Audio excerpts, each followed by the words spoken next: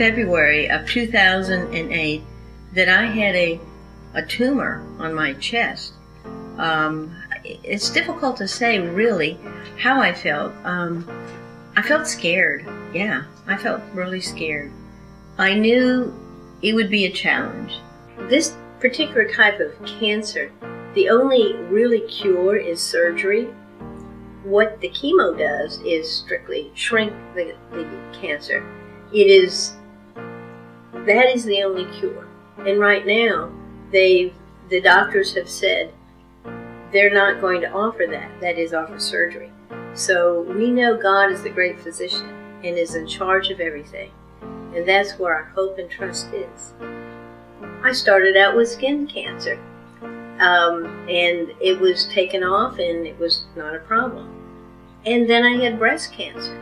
And it was removed, and then I had radiation. And the thought is that the radiation may well have caused this type of cancer. And I said, no problem. I've had this cancer before. We will get through it. And so my reaction was, it's just another kind of cancer. But I knew, because I did a lot of reading, that it was not easily taken care of. And with three surgeries, it came back. So because it came back and so rapidly and so large, that's why the surgeon this last time decided that it wouldn't be a good idea to have surgery again, because it may well come back again. When life is more visibly hanging by a thread, then your perspective changes. And every moment is precious.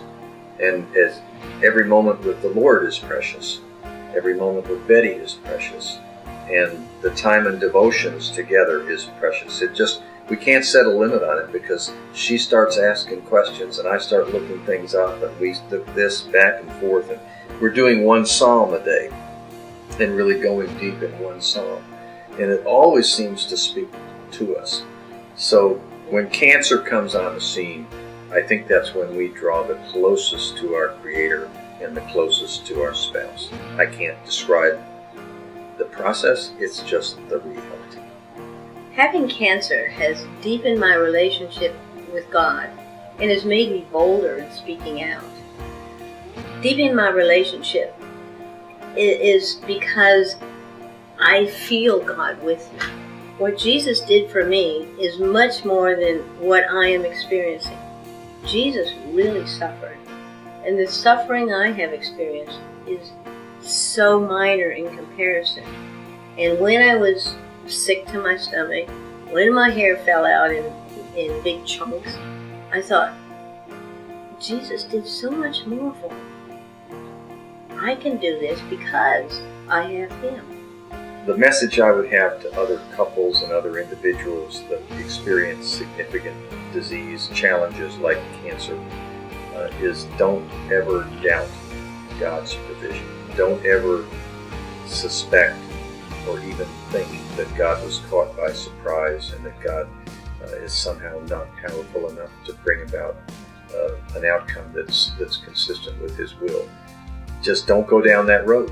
When you have this confrontation with reality, you have two choices. You can either get closer to God and really hold on tightly and trust Him, or you can go the opposite way. You can run, and that's a road to nowhere. So there's not any in-between road. And so my advice, my plea is use this as an opportunity to grow closer in dependence upon God. Instead of going to Him as a last resort, go to Him first. Go to Him first and just trust Him. And I would add, don't focus on yourself. Focus on others. And also potentially develop a sisterhood or brotherhood with others who may be going through the same thing. And cry with each other, support each other.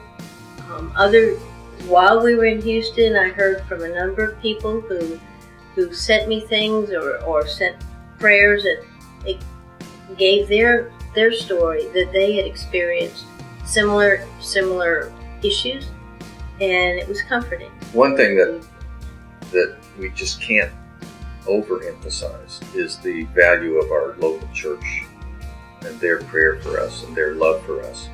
We've had many loving congregations and we have loving family, but we've never experienced love like we have from our local fellowship through this ordeal.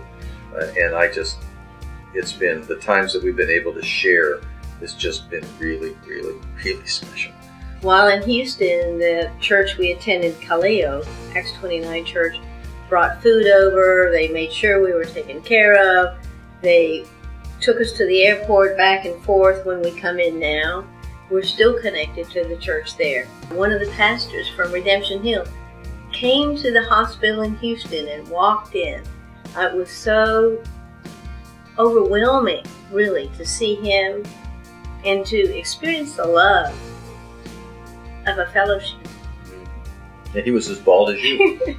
Yeah. Yeah, I look like Chris, minus the beard. My hope and my assurance is that, I know I'll be healed, either on this side or on the other side. I may lose the battle to cancer, but I've won the war over death through what Jesus did. So that's my hope and assurance. Most recently, I've been looking through Philippians, and one really stuck out: be anxious for nothing, but in everything, with prayer and supplication, make your requests known to God. And that is really, I've rested in that a lot. Most recently, particularly when they said I couldn't have surgery, because I know surgery is the only cure, and I know God's in charge. So that's my assurance.